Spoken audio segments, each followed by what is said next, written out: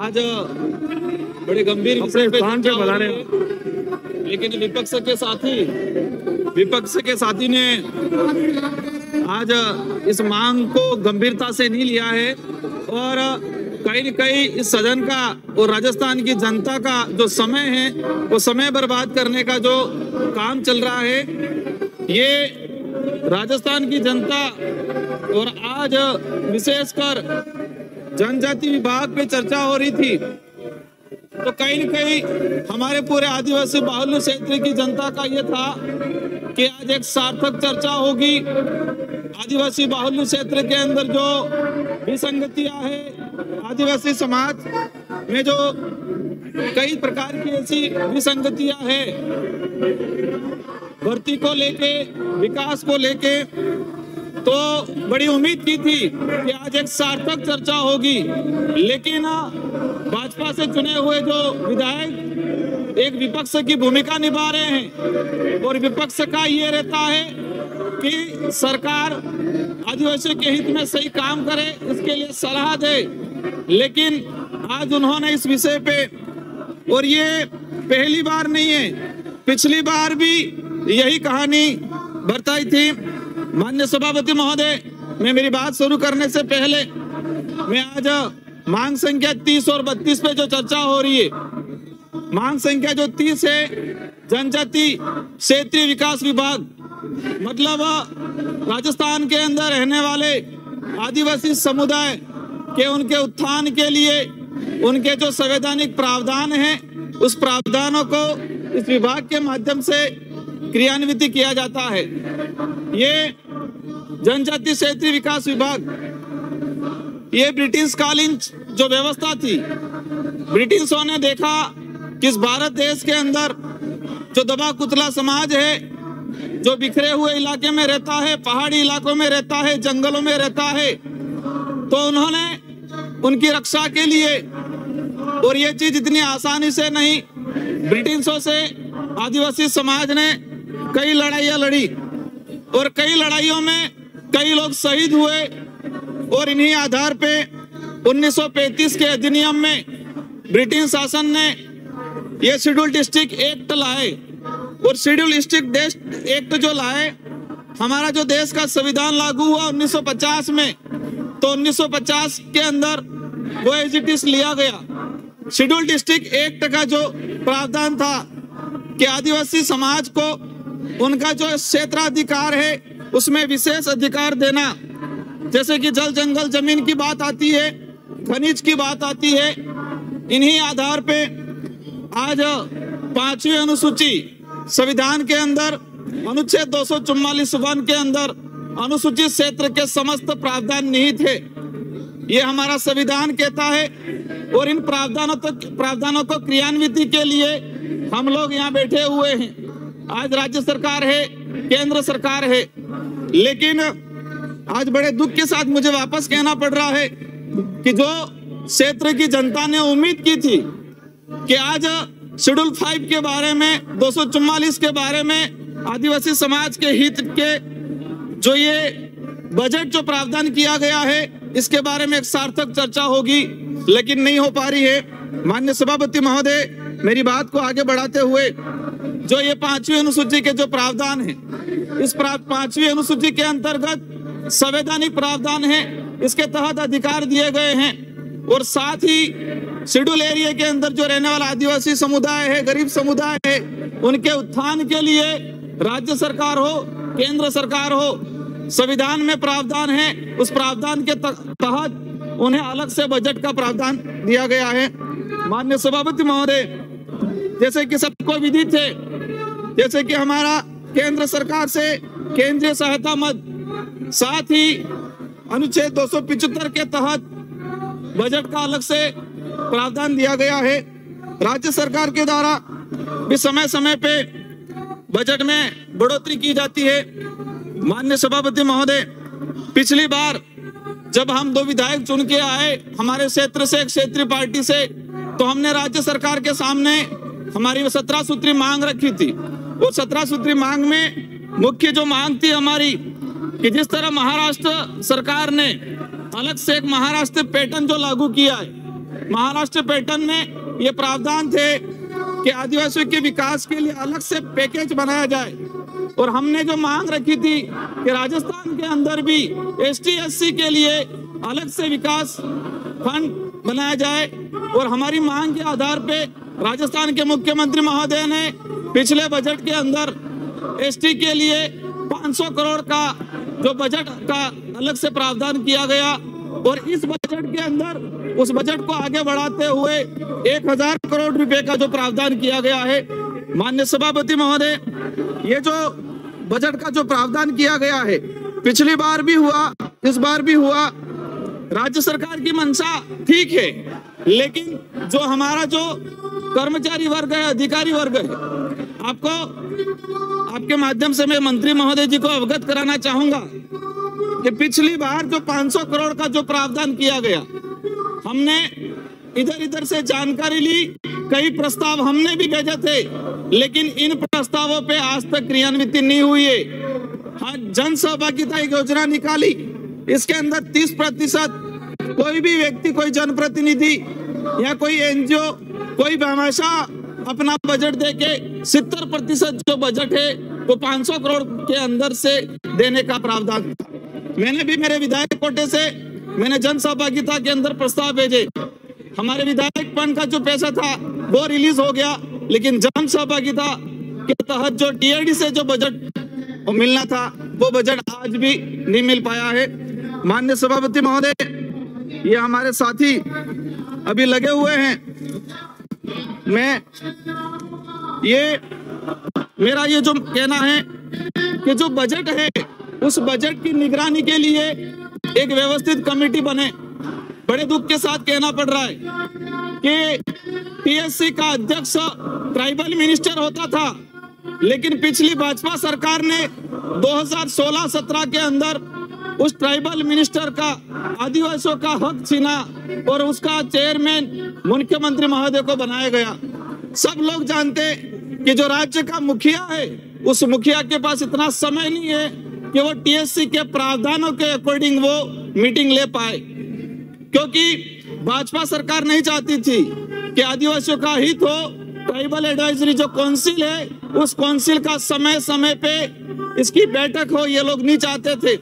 मैं इस सरकार से अनुरोध करना चाहूंगा, इस सरकार कि ये ट्राइबल एडवाइजरी जो काउंसिल है, उस काउंसिल का समय समय पे बैठक ले। ट्राइबल एडवाइजरी काउंसिल में हम विधायक लोग सदस्य रहते हैं। माननीय सभापति महोदय, इस बार भी जो 100 करोड़ का जो प्रावधान किया गया आदिवासी समाज के हित के लिए, मैं चाहूंगा कि माननीय मंत्री महोदय 1 साल के अंदर चुनाव नजदीक आ गए हैं, इस समय को और इस पैसे का सदुपयोग करें। इस आदिवासी बाहुल्य क्षेत्र के अंदर शिक्षा को लेके, स्वास्थ्य को लेके जो मूलभूत सुविधा है, उन मूलभूत सुविधा पे इस पैसे का खर्च करें। क्योंकि पिछली बार जो 500 करोड़ का प्रावधान था, मेरा जो मानना है, मैंने जो महसूस किया, उस पैसा आज तक धरातल पे नहीं उतर पाया है। माननीय सभापति महोदय, आदिवासी समाज के उद्यान के लिए आदिवासी इलाके में छात्रावास खोले, आवासीय छात्रावास खोले, बहुत अच्छी बात है, लोगों को बेनिफिट भी इसका मिल रहा है। लेकिन हमारा जो मूल उद्देश्य है, उस उद्देश्य के अकॉर्डिंग वो बेनिफिट नहीं मिल पाता है। राज्य सरकार ने प्रावधान किया गया है कि जो बच्चे उस आवास में, छात्रावास में पढ़ रहा है, उसका कोलगेट से लगा के नाश्ता, कपड़ा, उसका चप्पल, उसके खाने, सब प्रकार की व्यवस्था कर रखी है। माननीय सभापति महोदय, हमने बच्चों को ड्रेस की व्यवस्था करा के दिए, लेकिन ये जो प्रणाली है हमारे और अधिकारियों की जो उदासीनता है, उस उदासीनता के कारण समय पे उस बच्चे को कपड़े नहीं मिल पाते। हमारा सत्र स्टार्ट होता है जुलाई के अंदर, लेकिन हमारी प्रणाली ऐसी रहती है कि इन बच्चों को हम दिसंबर तक कपड़े दे पाते। तो हमारा जो 3-4 महीने तक बच्चे को जो लाभ मिलना चाहिए, वो लाभ नहीं मिल पाता है। माननीय सभापति महोदय, ये जो छात्रावास के अंदर जो खाने पीने की जो व्यवस्था है, इसमें कई बार ठेकेदार जो लोग होते, मैंने खुद विजिट किए क्योंकि मैं खुद एक छात्रावास में रहा हूँ। कई बार जो नाश्ते में जो बिस्किट आता है, ये ठेकेदार लोग जो एक्सपायरी डेट का सामान होता है, उस एक्सपायरी डेट के सामान सप्लाई करते हैं। और मैंने खुद जाके विजिट करके मैंने खुद इस चीज को पकड़ा है लेकिन जिस अनुरूप जो कार्रवाई होनी चाहिए, जो वहां का जो वार्डन है और जो ठेकेदार है, उस ठेकेदार पे अब तक कार्रवाई नहीं हुई है। माननीय सभापति महोदय, हम चाहेंगे कि आदिवासी बाहुल्य क्षेत्र के विकास के लिए राज्य सरकार, केंद्र सरकार समय समय पे जो बजट देती है, उस बजट का सही समय पे सही लोगों को, आवश्यक बच्चों को इसका उपयोग मिलना चाहिए। माननीय सभापति महोदय, कई लंबे समय से हम लोग इतना बड़ा डिपार्टमेंट लेके बैठे हुए टीएडी विभाग, लेकिन हमारी इस विभाग की दुर्दशा ये है कि टीएडी विभाग के छात्रावासों के अंदर हमें वार्डन लगाना है, वहां पर हमें टीचर लगाना है, तो हमें शिक्षा विभाग से उधार लेना पड़ रहा है। वहां से हमें पदोन्नति, मतलब वहां से डेपुटेशन के तौर पे लेना पड़ रहा है। हमने 2019 से ये बात उठाते आ रहे हैं कि जल्द से जल्द मंत्री महोदय उन विपक्ष की बातों पे कम ध्यान दे के मेरी जो बात है उस पे विशेष ध्यान दे, अलग से कैडर बनाए, और जो शिक्षा विभाग से हम उधार पे जो कर्मचारी ले रहे हैं, इस उधारी को कम करे। हमारा वार्डन लेना है तो भी हम शिक्षा विभाग से ले रहे हैं, हमारे आवासीय छात्रावासों के अंदर जो टीचर लेना है वो भी उधारी पे ले रहे हैं। तो हम चाहेंगे कि जल्द से जल्द कैडर बन जाए, और कैडर बन के हमारे जो टीचर हैं हमारी अलग से ही भर्ती निकले। माननीय सभापति महोदय, हमारे क्षेत्र के अंदर माहबाड़ी आदिवासी इलाका, जो पहाड़ी इलाका है, फॉरेस्ट इलाका है, माहबाड़ी एक अच्छी योजना आई। इस योजना से वहां के बच्चों को बेनिफिट मिल रहा है, और हमारे जो बेरोजगार साथी है उनको रोजगार भी मिल रहा है। लेकिन माहबाड़ी के अंदर जो शिक्षक है, उनके लंबे समय से जो मांग है कि उनको भी परमानेंट किया जाए, या संविधान नियम जो 2022 है उसके अकॉर्डिंग उनको लिया जाए। और मैं तो चाहता हूं कि कैडर बनाया जाए, कैडर बना के उनको एज ए शिक्षक के रूप में कार्य करवा के उनको भुगतान दिया जाए। माननीय सभापति महोदय, हमारे जो माहबाड़ी के अंदर वही समस्या आ रही है कि हम समय पे इन बच्चों को जो यूनिफॉर्म है वो यूनिफॉर्म समय पे नहीं पहुंचा पाते हैं। इसलिए जो हमारा जो सत्र जुलाई से स्टार्ट होता है, उस सत्र स्टार्ट होने से 3 से 4 महीने बाद यूनिफॉर्म पहुंच पाता है। माननीय सभापति महोदय, कई बार हमारे ग्रुपों में चलता है टीएडी विभाग को लेके कि नाश्ता, कपड़ा, खाना सब पर चल रही है भ्रष्टाचार की कैची। फिर भी खामोश है राज्य सरकार। अधिकारियों के दफ्तर में लगे हैं एसी कूलर, आदिवासियों के बजट को समझा है खैराती, और विदेशी में घूम रही है करोड़ों की भारती। आजादी के बाद से आदिवासियों के नाम से केंद्र हो या राज्य हो, करोड़ों अरबों रुपया आवंटन हुआ, लेकिन आज भी आदिवासी तरस रहा है मूलभूत सुविधाओं के लिए। माननीय सभापति महोदय, दोनों ने ठगा बारी बारी से, लेकिन अब जाग गया है आदिवासी युवा, और कर दिखाया है डूंगरपुर में दोनों को एक। माननीय सभापति महोदय, अब जाग उठे हैं और लड़ेंगे, आजादी से लेकर अब तक का हिसाब वसूलेंगे सूद समेत। माननीय सभापति महोदय, ये आदिवासी बाहुल्य क्षेत्र के अंदर अलग से भर्तियों का प्रावधान है। हमारे राजस्थान के अंदर 1 से 9 तक की जो भर्तियां होती है, तो शेड्यूल एरिया के लिए अलग से विज्ञप्ति जारी होती है। तो मैं चाहूंगा कि जो आरक्षण की जो विसंगतियां है, उस विसंगतियों को दूर किया जाए। पिछले मैंने 2011-12 से लगा के अब तक की भर्तियों का एनालाइज किया, एक भी भर्ती शांतिपूर्वक तरीके से, एक भी भर्ती जो संविधान के अनुच्छेद 244 के तहत जो प्रावधान है, उस प्रावधानों के तहत एक भी भर्ती आज तक नहीं हो पाई है। भले इधर की सरकार हो, उधर की सरकार हो, लेकिन संविधान के अकॉर्डिंग जो आरक्षण की जो व्यवस्था है शेड्यूल एरिया में, उसके अकॉर्डिंग आज एक भी भर्ती नहीं हो पाई है। पिछली बार 1167 को लेके सबको विदित है कि डूंगरपुर में काकरी डूंगरी प्रकरण हुआ। हमारा पात्रता 2011 के अंदर दे रखी है कि 36% वालों को पात्र माना जाएगा। ओपन कैटेगरी, वहां पर आरक्षण व्यवस्था जो रख रखी है 2013 की अकॉर्डिंग कि 45% एसटी को, 5% एससी को, और 50% जो है ओपन कैटेगरी। तो इसमें इसी अकॉर्डिंग जो 1167 जो सीटें थी 2018 शिक्षक भर्ती की, वो रिक्त थी ओपन कैटेगरी में। तो जो एसटी के जो पात्र अभ्यर्थी थे, उन पात्र अभ्यर्थियों ने इन पे दावा किया और हमारा जो मानना है, हमने भी समर्थन दिया, क्योंकि वो उनकी जो मांग थी वो वाजिब मांग थी। लेकिन हुआ क्या? यही हुआ जो आज देश के अंदर होता आ रहा है। देश के अंदर ये है कि कोई भी वाजिब मांग को लेके कोई मांग उठाता है, उसके अंदर उपद्रवी भेजे जाते हैं और आंदोलन को, शांतिपूर्व आंदोलन को उग्र कर दिया जाता है। आज काकरी डुंगरी प्रकरण, जिस तरह जामिया को देखे, शाहीन बाग को देखे और जेएनयू के अंदर जो शांतिपूर्वक आंदोलन चल रहे थे, उनके अंदर उपद्रवी भेज के जो आंदोलन को उग्र किया गया, इसी तरह हमारा काकरी डुंगरी प्रकरण भी उलझाया गया और जो बेरोजगार साथी जो संवैधानिक हक अधिकार जो मांग रहे थे, जो रिक्त रही सीटों पे अपनी नियुक्ति चाह रहे थे, उनको खदेड़ा गया, उनपे गोलियां बरसाई गई।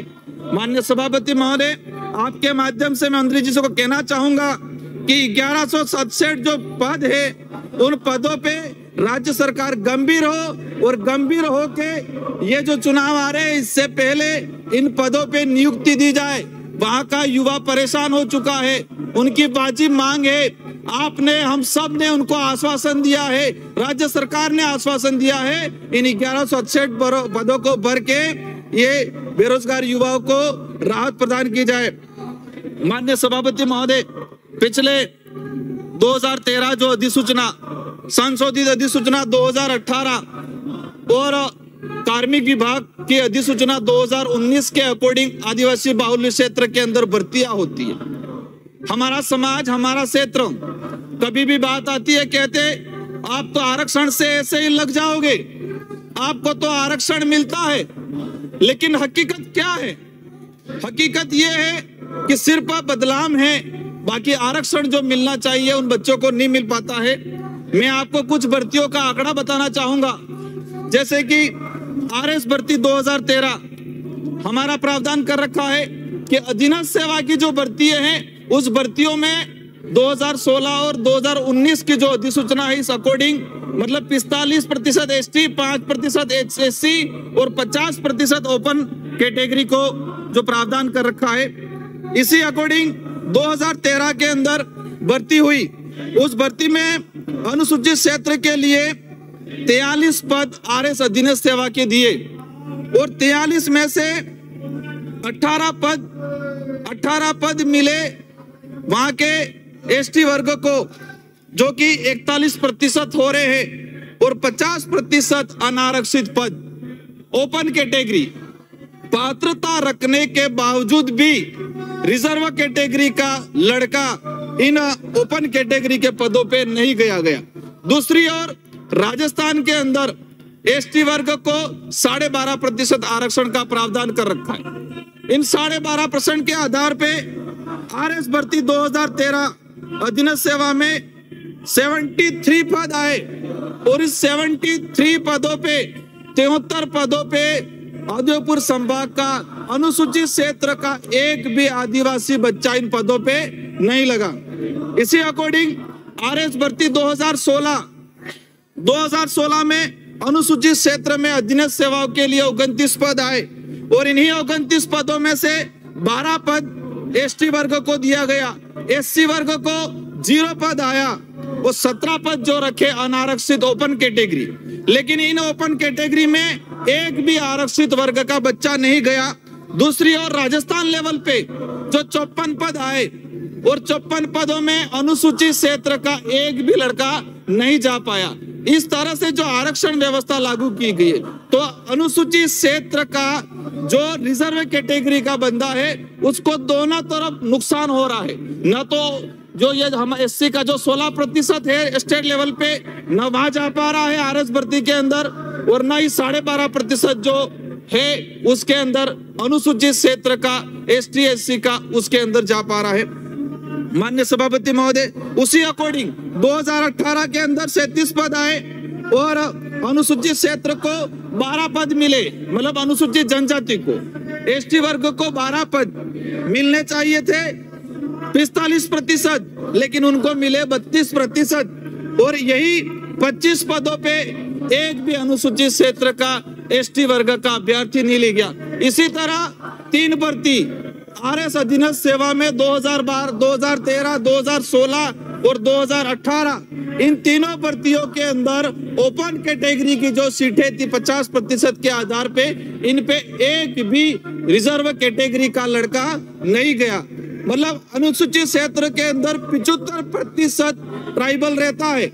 इन 75% ट्राइबलों के लिए हमने ऑल ओवर देखा जाए 32 से 32% सीटों पे समेट के रख दिया गया, और जो 15 से 20% अन्य वर्ग रह रहा है उनको हमने 50% रिजर्वेशन दे दिया। एक तरह का ऐसी पॉलिसी बना रखी है उस इलाके में। एक चीज समझ में नहीं आती, कोई भी मेरिट बनती है तो ओपन कैटेगरी की मेरिट पहले बननी चाहिए, फिर रिजर्व कैटेगरी की बननी चाहिए।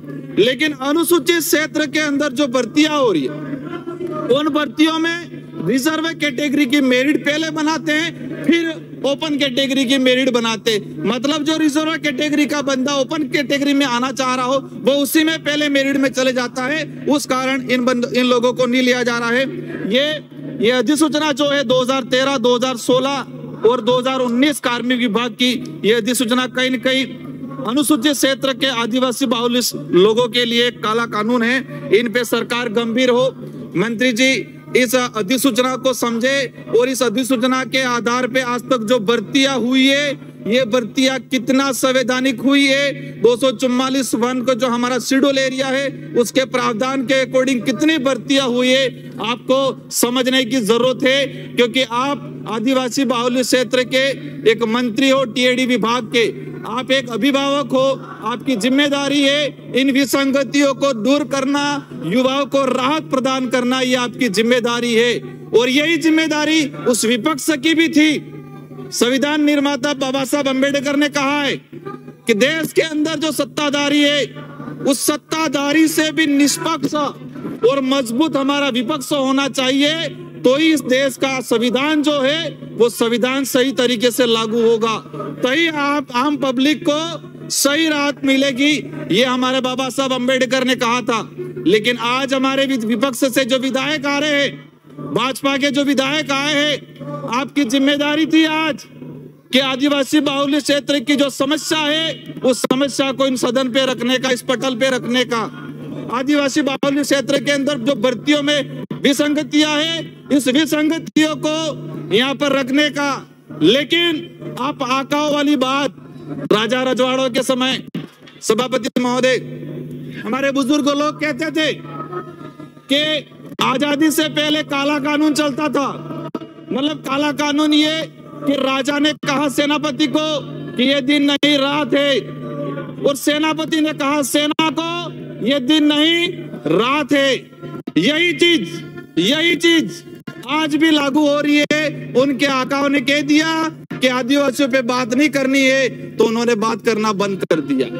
यही चीज उनके आकाओं ने मुखिया को कह दिया, मुखिया ने सेनाओं को कह दिया, और हमारी सेना यहाँ बैठ गई। और आदिवासियों के ज्वलनशील जो मुद्दा है, आज कई प्रकार की बातें हैं, उन बातों को रखना चाहिए था विपक्ष को, लेकिन आज वो नहीं रख पा रहे हैं। और अपने आका को जो निर्देश है उस निर्देश की पालना करके आज राजनीति करने यहाँ बैठ गए हैं। माननीय सभापति महोदय, अनुसूचित क्षेत्र के अंदर हम बात करें कई ऐसी भर्तियां, आज 1981 के अंदर शेड्यूल एरिया के लिए अधिसूचना जारी हुई भारत सरकार ने, और यही एरिया 2018 के अंदर कुछ एरिया बढ़ा।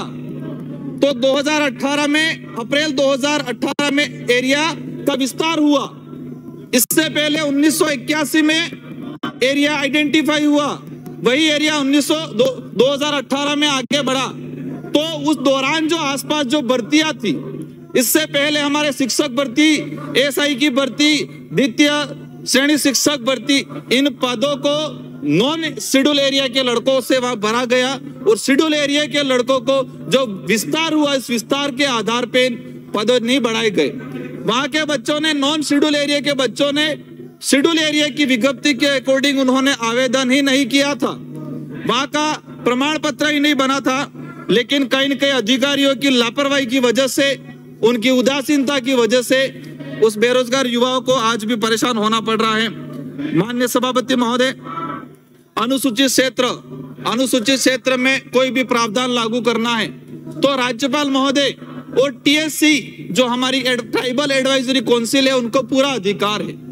अगर सदन में कोई कानून नहीं बनता है तो भी ट्राइबल एडवाइजरी काउंसिल राज्यपाल महोदय की मदद से अलग से अधिसूचना जारी करके वहां पर प्रावधान लागू कर सकते।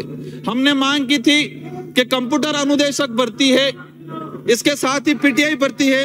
इन पीटीआई भर्तियों में इनकी पात्रता जो है उसको कम किया जाए, राहत दी जाए। माननीय सभापति महोदय, आज हमारा जो बात करें आदिवासी समुदाय है और आदिवासी समुदाय के अंदर कई छोटे छोटे समूह हैं, जैसे कि राजस्थान के अंदर भारत सरकार ने आइडेंटिफाई कर रखे 12 अनुसूचित जातियां या समूह का है। दानका है, भील है, गरासिया है, सहरिया है, मीणा है। इस तरह से 11 से 12 अनुसूचित जातियां समूह हमारे आइडेंटिफाई कर रखे। लेकिन हमारे आदिवासी बाहुल्य क्षेत्र के अंदर वहां पर 90% भील बाहुल्य समूह है और लेकिन इस भील बाहुल्य समूह को 3 से 4 भागों में डिवाइडेशन कर रखा है। उस इलाके में धर्मांतरण चरम पे चल रहा है। हमने कई बार सदन में कहा है कि उस धर्मांतरण जो हो रहा है उसको बंद किया जाए। साथ ही एक बड़ी विडंबना कि जो एक कोई आदेश आया जो मीणा को लेके कि मीणा जो शब्द है उसको लेके, और हमारे करौली सवाई माधोपुर के जो मीणा भाई है उन्हें उनका नाम मीणा से मीना करा दिया। लेकिन आज हमारा खेरवाड़ा है, प्रतापगढ़ है और हमारे सदन के यहाँ सदस्य भी है रामलाल जी मीणा। आज उस जो सूची है ट्राइबल की उसमें मीणा शब्द नहीं है, मीना शब्द है। तो इधर वाले भाइयों ने तो संशोधन करा दिया, लेकिन हमारा खेरवाड़ा का, प्रतापगढ़ का आज सर्टिफिकेट बनाने जाते संबंधित तहसीलदार, एसडीएम वो चीज लेके खड़ी रहता है कि उस सूची में मीणा नहीं है। तो हमारे ये चीज कहां से घुसी? क्योंकि आदिवासी बाहुल्य क्षेत्र डूंगरपुर, बांसवाड़ा, प्रतापगढ़, उदयपुर में देखा जाए तो भील समूह। हम इतिहास उठा के देख लेते, इतिहास की बात करते, महाराणा प्रताप के साथ कौन लड़ा था? राणा पूजा भील लड़ा था। अंग्रेजी शासन व्यवस्था में अंग्रेजों ने भील कोर बटालियन गठित की, खेरवाड़ा उदयपुर इलाके में भील कोर बटालियन बनाई। तो उस खेरवाड़ा और प्रतापगढ़ में मीणा थे ही नहीं, तो ये मीणा उनको जबरदस्ती क्यों बनाया? और आज ऐसी विसंगतियां पैदा कर दी है को मीणा और मीना में उलझ गए हैं। करौली सवाई माधोपुर दौसा के जो साथी है वो तो जागरूक है, सक्षम है, उन्होंने तो वो संशोधन करा लिया, मीणा से मीना करा लिया। लेकिन आदिवासी बाहुल्य क्षेत्र का आज आदमी परेशान हो रहा है, उसको सर्टिफिकेट बनाने में परेशानी हो रही है। इसीलिए हमने सदन के माध्यम से कई बार मांग उठाई है और आज भी मैं कहना चाह रहा हूं कि असम राज्य के अंदर 32 ट्राइबल है, तो सभी ट्राइबलों को ट्राइबल सर्टिफिकेट दिया गया है, न कि जाति सर्टिफिकेट, जाति प्रमाण पत्र।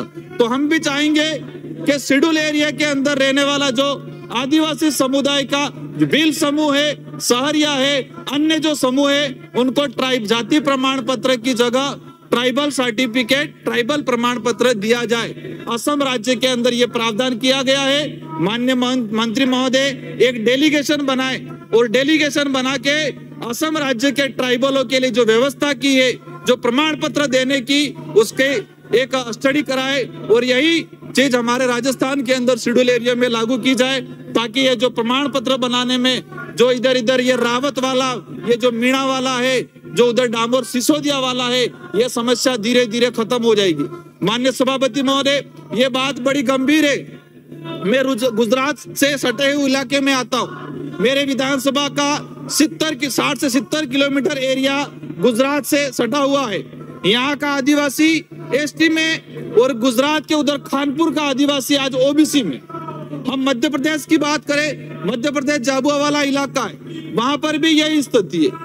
ये हम मध्य प्रदेश गुजरात की तो ठीक है, हम ये गंगानगर हनुमान की गेट की बात करें तो वहां का जो भील है, जो नायक लगाया है, उसकी तीसरी पीढ़ी जाएंगे इतिहास में तो तीसरी पीढ़ी में उसके दादा परदादा का नाम भील मिलेगा, उसकी गोत्र। लेकिन अभी जो है वो नायक लगाया हुआ है और उसको एससी में डाला गया है। ये जिस तरह से भील समूह का एक कई इधर इधर बिखराव हुआ है, धर्मांतरण हुआ है, दूसरे समूह में कन्वर्ट हुआ है, उनको संरक्षण के लिए अलग से एक ट्राइबल सर्टिफिकेट का व्यवस्था की जाए। इस पे राज्य सरकार काम करे। माननीय सभापति महोदय, आज ईडब्ल्यूएस पूरे भारत में आर्थिक आधार पे रिजर्वेशन पॉलिसी लागू की, लेकिन शेड्यूल एरिया के अंदर एक प्रावधान बना हुआ है कि लोकसभा या राज्यसभा का कोई भी कानून अनुसूचित क्षेत्र में सीधे तरीके से लागू नहीं हो सकता है। इसको लेके कई सुप्रीम कोर्ट के भी जजमेंट आए कि लोकसभा या राज्यसभा का कोई भी कानून सीधे तरीके से अनुसूचित क्षेत्र में लागू नहीं हो सकता है। राज्यपाल महोदय यहाँ तो अलग से इसके लिए लोक अधिसूचना जारी करे, लेकिन ईडब्ल्यूएस आया। अब ईडब्ल्यूएस ना किसी प्रकार की अधिसूचना जारी किए, ना टीएससी की कोई बैठक हुई और इस इलाके में वो ईडब्ल्यूएस लागू कर दिया गया है। ओबीसी समाज भी रहता है। हमारे कई लोग कहते थे कि 50% से ज्यादा रिजर्वेशन हो ही नहीं सकता है। सब इस तरह से वर्ड यूज करते थे, मैं यहाँ नहीं करना चाहूंगा, लेकिन 50% हमारे शेड्यूल एरिया के अंदर ईडब्ल्यूएस की बात करें और हमारे जो 2013-2016 की जो अधिसूचना है उस आधार पे देखा जाए तो आज 60% रिजर्वेशन हो गया। तो ईडब्ल्यूएस किस आधार पे लागू किया गया, इसको लेके मंत्री जी व्यवस्था पता करें और इसमें जो भी कमी पूर्ति है उसको पूरा करें। साथ ही माननीय सभापति महोदय, हम कई बार बात करते हैं कि ट्राइबल जो इलाका है उस ट्राइबल इलाके में अनुच्छेद 13(3) का मतलब अनुच्छेद 13(3) का के तहत जो ग्राम सभा है उसको विधि का बल प्राप्त है। 13(3) का जो रूढ़िगत जो ग्राम सभा है उसको विधि का बल प्राप्त है। इसके बाद हम पैसा एक्ट लाए, पैसा एक्ट की ग्राम सभा बनाई। 10 साल से सुन रहे हैं कि पैसा एक्ट आया, पैसा एक्ट के तहत ग्राम सभाएं बनी। तीसरी पंचायती राज एक्ट लाए और पंचायती राज के तहत ग्राम सभा बनी। अब अनुसूचित क्षेत्र के अंदर 3 प्रकार की ग्राम सभाएं होगी। 13(3) का रूढ़िगत ग्राम सभा, पैसा एक्ट की ग्राम सभा और पंचायती राज की ग्राम सभा। अब इन तीनों ग्राम सभाएं जो हैं वो संविधान में, हमने रूढ़िगत ग्राम सभा की बात करें संविधान में इसका उल्लेख है। पैसा एक्ट की बात करें आप लोग अलग से नियम बनाया हमने। पंचायती राज एक्ट की ग्राम सभा, तो 3 ग्राम सभाएं है, तो तीनों ग्राम सभा का कार्य क्षेत्र क्या है। दूसरी ओर 244 सुबान के तहत अनुसूचित क्षेत्र में जल जंगल जमीन पे ट्राइबल का 100% अधिकार है। अगर किसी माइनिंग को या शराब की दुकान को एनओसी देनी पड़ती है तो ग्राम सभा से प्रस्ताव लेना अनिवार्य है। इसको लेके सुप्रीम कोर्ट का जजमेंट भी आया हुआ, लेकिन आज तक जो माइनिंग लेने आया उसको लगा पैसा एक्ट वाली सहमति दे देंगे तो पैसा एक्ट से प्रस्ताव ले लिया। किसी को लगा पैसा एक्ट वाले सहमति नहीं देंगे तो पंचायती राज के ग्राम सभा से प्रस्ताव ले लिया। किसी को लगा कि पैसा एक्ट और पंचायती राज के नहीं तो नॉर्मल फर्जी ग्राम सभा बना के प्रस्ताव ले लिया। तो मैं चाहूंगा माननीय मंत्री महोदय से कि ये जो 3 प्रकार की हमारी जो ग्राम सभा है, इन ग्राम सभा का कार्य क्षेत्र क्या है, उनके अधिकार क्या है और किस काम के लिए, किस एनओसी के लिए किस ग्राम सभा को अधिकार दे, ये थोड़ा विस्तृत करे, अधिकारियों को डायरेक्शन दे। और अधिकारी भी नीचे हमारे कलेक्टर हो, एसडीएम हो, तहसीलदार हो, पंचायती राज के लोग हो, उनको बताए कि माइनिंग के तहत इस ग्राम सभा में प्रस्ताव लेना पड़ेगा। शराब की दुकान के लिए इस ग्राम सभा से ये अधिकार जो है, उन अधिकारों को कहीं न कहीं इन अधिकारों को अपनी अपनी ग्राम सभा के जो अधिकार है उनको वितरित करे। माननीय सभापति महोदय, एक उदयपुर संभाग स्तर पे राणा पूजा बिल छात्रावास बना हुआ है और राणा पूजा बिल छात्रावास टीएडी विभाग से बना हुआ है। हमारे उदयपुर से कमिश्नर साहब भी आए हैं। जो राणा पूजा बिल छात्रावास बना हुआ है, साल भर से बच्चे आंदोलन कर रहे हैं। इन बच्चों की मांग है कि टीएडी विभाग का जो छात्रावास है तो टीएडी विभाग से ही संचालित हो, लेकिन कुछ अधिकारी और कुछ लोगों की मिलीभगत से उसको सुखाड़िया यूनिवर्सिटी को दे दिया है। तो हम चाहेंगे कि ये टीएडी विभाग के अंदर ही रहे, टीएडी विभाग के द्वारा ही संचालित हो। माननीय अध्यक्ष महोदय, 2 मिनट में मेरा वक्तव्य समाप्त करूंगा। वन अधिकार अधिनियम जो है, तो वन अधिकार अधिनियम के तहत जो सामुदायिक पट्टे हैं, व्यक्तिगत पट्टे हैं, माननीय अध्यक्ष महोदय, मैं आपको अवगत कराना चाहूंगा कि वन अधिकार अधिनियम है, उसके तहत हमने पट्टों की प्रक्रिया क्या है, उस पट्टों की प्रक्रिया कितने समय में पूरी होगी, इसका कोई उल्लेख नहीं है। 2-2 साल से लोगों ने आवेदन कर रखा है, लेकिन आज तक पट्टे अधूरे पड़े हैं। तो मैं चाहूंगा कि वन अधिकार अधिनियम का जो पट्टे का जो प्रक्रिया है, और वो प्रक्रिया और समय अवधि निश्चित हो। साथ ही माननीय सभापति महोदय, पिछले बजट घोषणा में सामुदायिक वन पत्र के लिए 10,000 विकास फंड की जो व्यवस्था की थी, इस पे राज्य सरकार मंत्री महोदय ध्यान दे। माननीय अध्यक्ष महोदय, आईसीडीएस विभाग में गंभीर होकर कह रहा हूं कि जो पोषाहार आ रहा है, हम सबको समझना पड़ेगा। अपने अपने विधानसभा क्षेत्र में आंगनवाड़ी केंद्र पे जाके उन बच्चों से दिल से पूछो, उन अभिभावक को दिल से पूछो, वो कहेंगे कि पोषाहार खाने लायक नहीं आ रहा है। आईसीडीएस के अंदर जो महिलाएं जो काम कर रही है, इन महिलाओं से हम कई प्रकार की सर्वे करवाते हैं। हमने मोबाइल दे दिया, मैं अध्यक्ष महोदय, हमने मोबाइल दिया इन महिलाओं से। हम 10 बजते ही उनसे डाटा मांगते हैं कि ये चीज मांगो, अटेंडेंस है, अटेंडेंस। जो बुजुर्ग माहबाड़ी और आंगनवाड़ी के अंदर जो महिला है, उनको फोन चलाने नहीं आ रहा है। तो ये काफी परेशानियां हैं। जो आंगनवाड़ी कार्यकर्ता है, वो अधिकारियों के प्रति उत्तरदायित्व है, ना कि बच्चों के प्रति उत्तरदायित्व है। तो मैं चाहूंगा कि इस व्यवस्था में सुधार किया जाए, और आंगनवाड़ियों की जो मांगे हैं, आंगनवाड़ी कार्यकर्ताओं की इनको सैलरी को लेके, उनके अलग से टीएडीए को लेके, उनके रिटायरमेंट के अंदर अलग से पेंशन व्यवस्था लागू की जाए। इन मांगों को भी पूरा करे, और आंगनवाड़ी के अंदर कार्य करने वाली महिलाओं को राहत प्रदान करे। धन्यवाद सभापति महोदय। जोहार। बंदूक की नोक में तो कोई न्याय होता नहीं है। लोकतंत्र में आप और हम सब सदन में चर्चा करने के लिए आए हैं। कोई गंभीर प्रश्न जिस पर चर्चा हुई, चर्चा करने में कोई टिप्पणी हुई, मैं व्यवस्था देता हूं जो टिप्पणी जिसमें देशद्रोही, जिसमें नाता, जिसमें आतंकित वर्ड है, उनको डिलीट किया जाता है। आप अपने स्थान पर बैठे, हम अपनी डिस्कशन शुरू करते हैं। और हमारे विधानसभा के भूतपूर्व अध्यक्ष, भारतीय जनता पार्टी के सबसे वरिष्ठ नेता माननीय कैलाश जी मेघवाल अपनी बात कहेंगे।